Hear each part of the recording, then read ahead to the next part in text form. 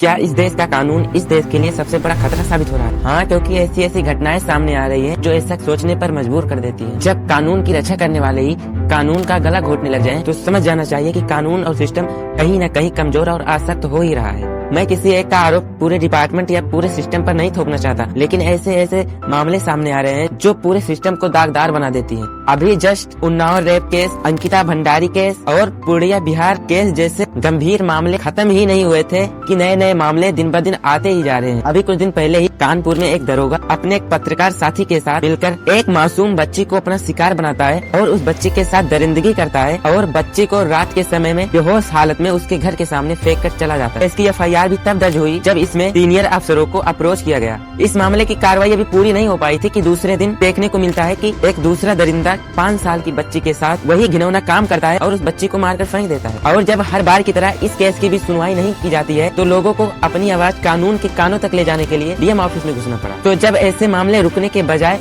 रोज बढ़ते ही जा रहे हैं तो सवाल तो उठता ही है कि क्या कानून के सजा का वो डर जो किसी अपराधी को अपराध करने से पहले डराया करती थी, क्या वो डर अब पूरी तरह से खत्म हो गया है? अगर ये डर और खौफ पूरी तरह से खत्म हो गया है तो क्यों न सिस्टम दोषियों को कोई फास्ट ट्रैकर चलाकर तुरंत फांसी क्यों नहीं दे देती और इसकी मिसाल क्यों नहीं पेश की जाती, जिससे ऐसे ऐसे मामलों में काबू पाया जा सकता है। लेकिन छोड़ो, हम भी किस सिस्टम से सवाल कर रहे हैं। ये वही सिस्टम है जो अपराधियों और दरिंदों को सरेआम तैर कराने और हिफाजत करने का ठेका लेकर बैठा है। पेरोल तो दरअसल एक बहाना है। ये कानून तो बच्चियों को ये बताना चाहती है कि बचकर रहना, ये कानून तुम्हारी रक्षा के लिए नहीं बना। अब तो कैंडल मार्च की धीमी रोशनी अभी कानून और सिस्टम के अंधेरों के सामने अपना दम घोंट रही है और ये चिल्ला चिल्ला कर कह रही है कि अब मेरे हक में रहना छोड़ दो। अगर किसी दोषी को की सजा दिलवा भी देते हो तो क्या हो जाएगा? कुछ दिन बाद ही उसे भी पूरी हिफाजत के साथ पूरे शहर में घुमाया जाएगा और ये कानून तुम्हें ही तुम्हारे गाल पर तमाचा लगाएगा। और वो दरिंदा जिसे तुमने बड़ी मुश्किल से सजा दिलवाई थी, जब अपने कामों से फुर्सत पाएगा तो जेल चला जाएगा। उसमें क्या? याद रखना, ये कानून जो सब्र और इंतजार करवाती है,